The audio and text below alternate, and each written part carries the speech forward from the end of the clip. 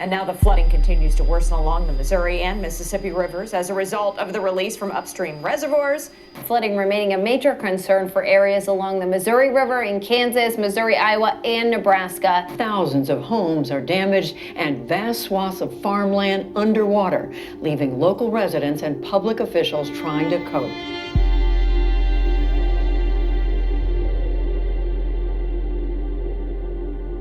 It's been tough, lately, but it's part of it. I mean, honestly, when you work outside and your livelihood is dependent on Mother Nature, I mean, there's going to be ups and downs. And as you struggle through times like now, it makes the success that much sweeter. I guess what drives me is just, looking forward to those good times. It's tough, but when times get tough get going. So here we are.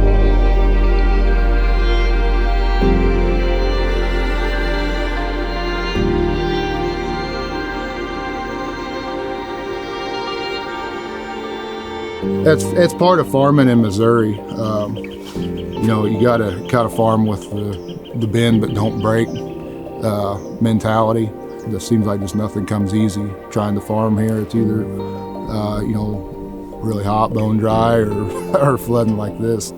It's a fine place to farm. The fields are square, rectangle shaped.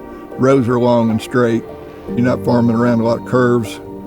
Being here along the river has its blessings and it has its curses, and we've just experienced one of those curses. It's when it gets too high and comes and threatens our livelihood and our homes. It's one of the easier places to farm as long as river's leaving you alone. There was rains upriver, massive storm that went through. We had to do what we could do. We were lucky. We had time to prepare. There was a Norman High School here, was a central station for sandbagging. They even let the students out of school to sandbag. People who don't even have anything to do with farming came in and helped. But I know they filled over 90,000 sandbags. And without all these people, we couldn't have done what we did and held this river. But we did. We won the battle, but the fight's still on. At this point, we still have a fighting chance to get a crop in. We don't have any major levees compromised or anything, so we got a big task ahead of us using these pumps that we're standing here by, getting all this water pumped out back into the river. At that point we're going to need some cooperation from Mother Nature to dry up, allow us to get back in the fields, but like I said, we still have a fighting chance. Basically, it was about the same as it was in 2011. We had done some work on the levee after that event and filled in some lower spots so that we wouldn't have so much sandbagging. And if we hadn't have done that, then we would have probably not ever been able to save this time. And hopefully there will be some additional work done here this time. It would not be proper, I don't think, to expect people to come out here and do this every time the river decided to pop up to bust their tail for us to fix these levees. So over the past 2 weeks, we have been fighting the floods in our area, which has meant a lot of time, the kids and I, home by ourselves. Adam has spent numerous hours sandbagging, fighting the levees, fighting the river. Unfortunately, I was unable to be here to help hands-on, but Adam would assure me that home is where I needed to be with the kids as he was here fighting and doing what he needed to do. Adam has always dreamt of sharing his passion of farming with a little boy, and we certainly have one that loves to be involved in the farm. He loves to come down here and experience everything with his dad. He would do it every day if he could.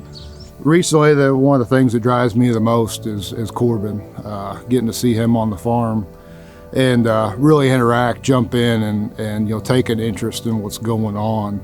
Wanting to be like Dad, wanting to do what I'm doing.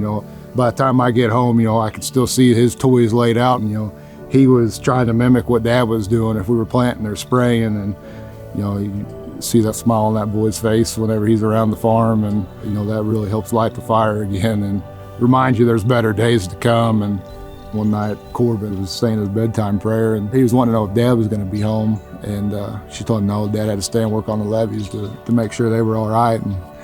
And my little 3-year-old boy said, Mom, God's going to watch the levees tonight.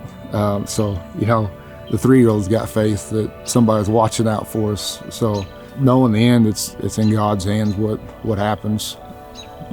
Bear down and trust in Him that we'll be all right, and live to fight another day, I guess.